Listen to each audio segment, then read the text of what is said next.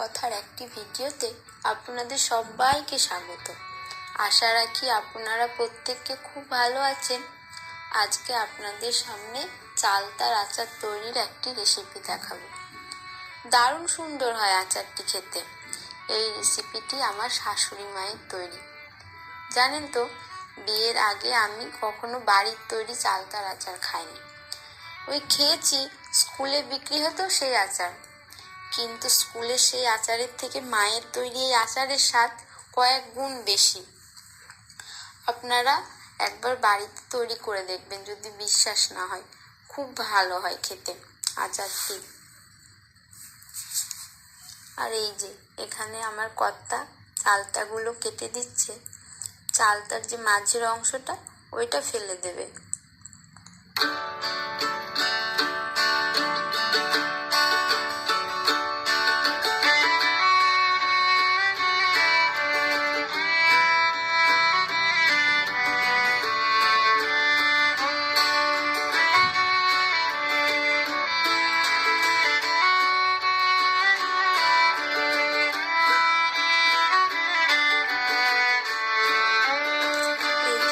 সমস্ত চালতাগুলো কেটে ধুয়ে কিছুক্ষণ জলে ডুবিয়ে রাখবে।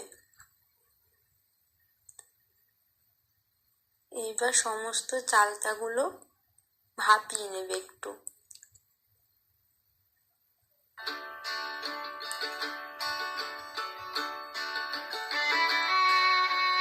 খুব বেশি সেদ্ধ করবে না, ওই হাফ সেদ্ধ করবে। কত কষ বেরিয়েছে দেখুন।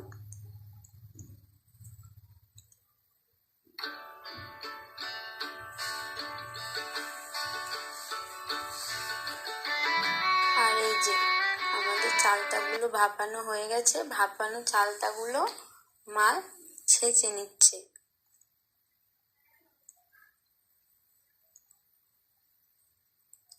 হালকাভাবে ছাঁচবে, খুব বেশি থেতো করবে না।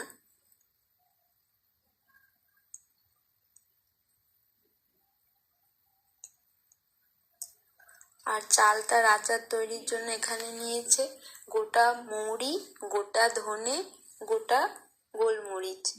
এই যে মৌরি, ধনে আর গোলমরিচ শুকনো খোলায় ভেজে নিচ্ছে।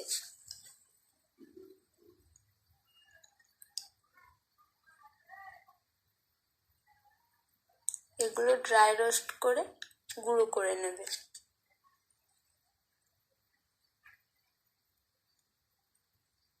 কড়াইতে দিয়ে দিচ্ছে সর্ষের তেল, তারপরে দিয়েছে ফোড়নে তেজপাতা, শুকনো লঙ্কা আর দেবে 5 ফোড়ন।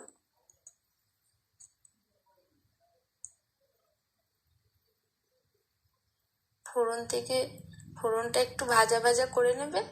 একটু সুন্দর গন্ধ এলে ছেঁচে রাখা চালতাগুলো দিয়ে দেবে।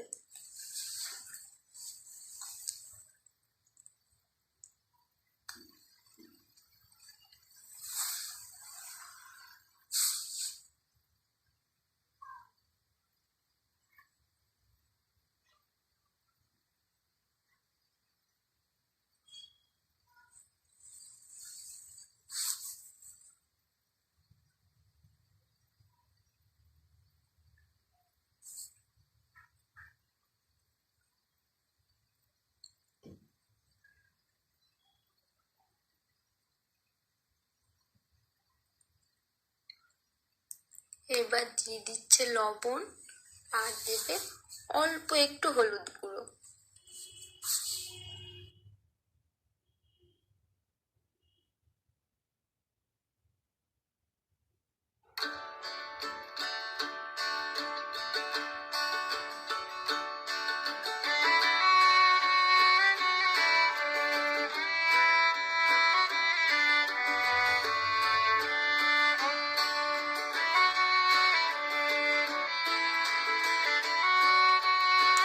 চালতাগুলো কিছুক্ষণ ভেজে নিয়ে এবার দিয়ে দিচ্ছে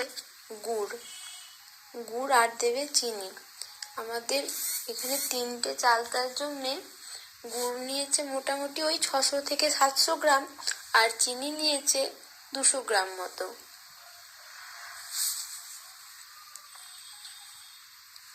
এবার গুড় আর চিনির সাথে ভালো করে চালতাটা মেশাতে হবে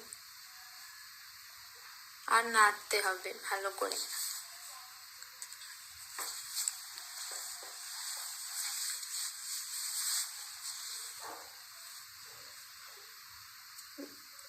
প্রায় 15 থেকে 20 মিনিট ধরে নাড়তে হবে। গুড়ের সাথে চিনির সাথে একসাথে পাক দিতে হবে। আর এই যে এখানে ভেজে রাখা মশলাগুলো গুঁড়ো করে নিচ্ছে, এটা নামানোর আগে দেবে।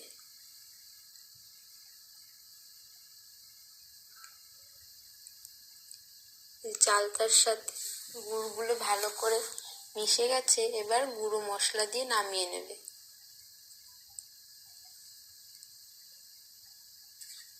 প্রায় 15 থেকে 20 মিনিট ভালো করে ফুটিয়েছে গুড় আর চিনির সাথে।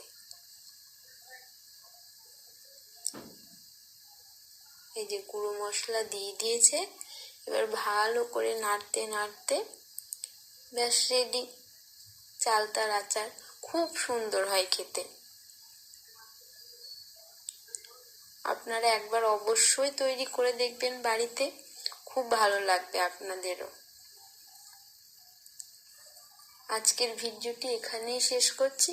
দেখা হবে নতুন একটি ভিডিওতে। ততক্ষণে ভালো থাকবেন, সুস্থ থাকবেন, সকলকে ভালো রাখবেন।